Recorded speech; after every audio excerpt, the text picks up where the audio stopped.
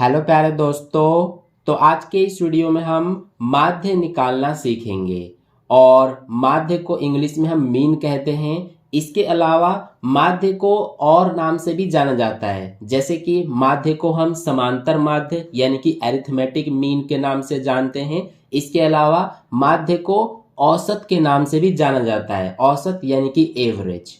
ठीक है, तो अब देखिए माध्य हम कैसे ज्ञात करते हैं। इसके लिए यहाँ पर हमने ये एक क्वेश्चन ले लिया है। इसमें देखिए ये जो हमें दिया गया है ये हमारा x है। x यानी कि x को आप आंकड़े भी समझ सकते हैं, x का मतलब आंकड़े हैं।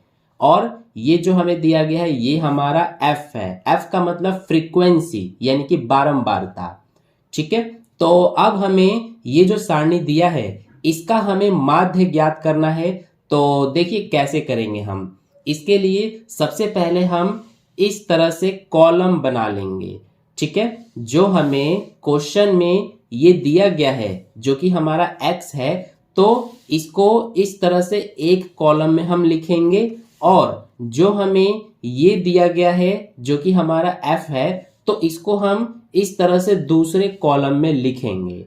ठीक है, तो सबसे पहले आपको ये काम कर लेना है। आपको इस तरह से एक टेबल बनाकर उसमें पहले कॉलम में x जो दिए गए हैं वो लिखना है और दूसरे कॉलम में जो f दिए गए हैं वो लिखना है। इसके बाद आपको तीसरा एक और कॉलम भी बनाना है इस तरह से, जिसमें आपको इन दोनों का गुणा करके यहाँ पर लिखना है, यानी कि x और f दोनों का गुणा करके यहाँ पर लिखते जाना है।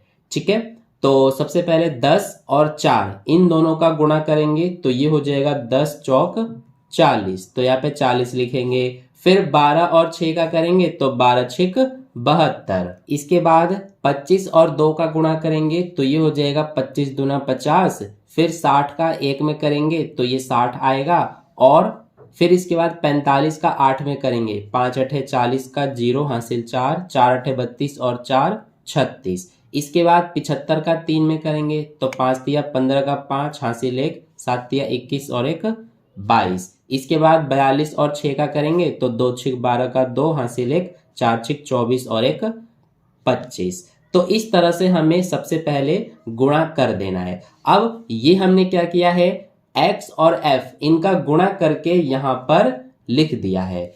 ठीक है, तो इसीलिए ये हमारा हो जाएगा fx, यानी कि ये fx वाला हमारा कॉलम है। देखिए जैसे हमने इन दोनों का गुणा करके यहाँ पर लिखा, ऐसे ही इन सब का गुणा करके लिखते गए हम, तो ऐसे ही x और f का भी गुणा करके यहाँ पर लिखा जाएगा, तो ये हो जाएगा fx, या फिर xf भी आप लिख सकते हैं। ठीक है, तो ये हमने कंप्लीट कर लिया। अब इसके बाद हम क्या करेंगे, अब हम माध्य ज्ञात करेंगे। तो माध्य कैसे ज्ञात करेंगे, इसके लिए हमें एक फॉर्मूला याद रखना है। फॉर्मूला होता है हमारा माध्य बराबर में सिग्मा एफ एक्स बटे में सिग्मा एफ। अब देखिए ये जो निशान आप देख रहे हैं ना, ये होता है हमारा सिग्मा का निशान, जिसका मतलब होता है जोड़ना यानी कि समेशन। और इसके बाद f और x ये तो आपको पता ही है, और ये f भी आपको पता है। तो अब हम क्या करेंगे कि ये जो सूत्र है इसमें सबका मान रखने के लिए सबसे पहले हम ये जितने भी हमारे f दिए गए हैं इनको हम जोड़ के यहाँ पर लिखेंगे, और ये जो हमें fx हमने निकाला है इनको जोड़ के यहाँ पर लिखेंगे। तो ये 4 और 6 10, 2 12 और 1 13, 13 और 8 21 और 3 24 और 6 30, तो ये आ गया हमारा 30। तो ये जो है ये हमारा क्या है, सिग्मा एफ है, यानी कि जितने भी ये एफ हैं इनका जोड़ 30 है। इसी तरह से इन सबको भी जोड़ेंगे हम। ये जो हमारे एफ एक्स हैं तो ये 2 और 5 7 और 2 9, ये 9 आ गया।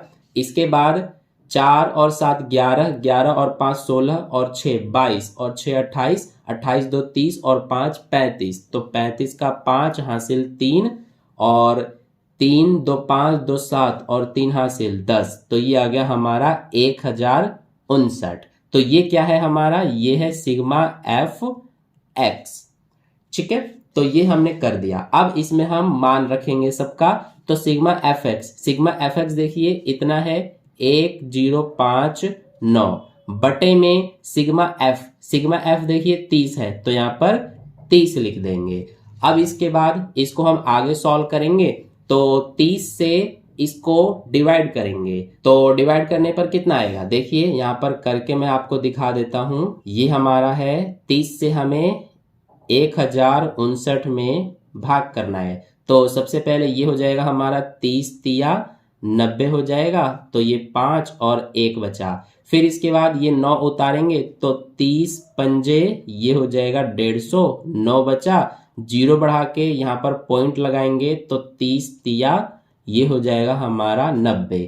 तो आंसर आ रहा है 35.3। तो ये 35.3 यही हमारा आंसर है, यानी कि यही हमारा माध्य है किसका, इस क्वेश्चन का। ठीक है, तो इस तरह से हम माध्य निकालते हैं। देखिए यहाँ पर मैंने इस तरह से एक क्वेश्चन लिया है। इसके अलावा माध्य वाले जो क्वेश्चन होते हैं वो इससे थोड़े और अलग भी होते हैं, जिसमें वर्ग अंतराल वाले क्वेश्चन भी दे दिए जाते हैं। इसके अलावा सिंपल नंबर देकर और फिर आपसे माध्य पूछा जा सकता है, तो उस तरह के क्वेश्चन भी आते हैं। तो इसीलिए उस टाइप के क्वेश्चंस का एक अलग वीडियो बनाकर मैं आपको समझा दूंगा। आई होप आपको इस वीडियो में जो मैंने बताया है माध्य ज्ञात करना वो आपको अच्छे समझ में आ गया। तो वीडियो को लाइक कर देना, अपने दोस्तों के साथ भी शेयर कर देना और चैनल को सब्सक्राइब करके बेल आइकन को प्रेस कर लेना। तो मिलते हैं नेक्स्ट वीडियो में।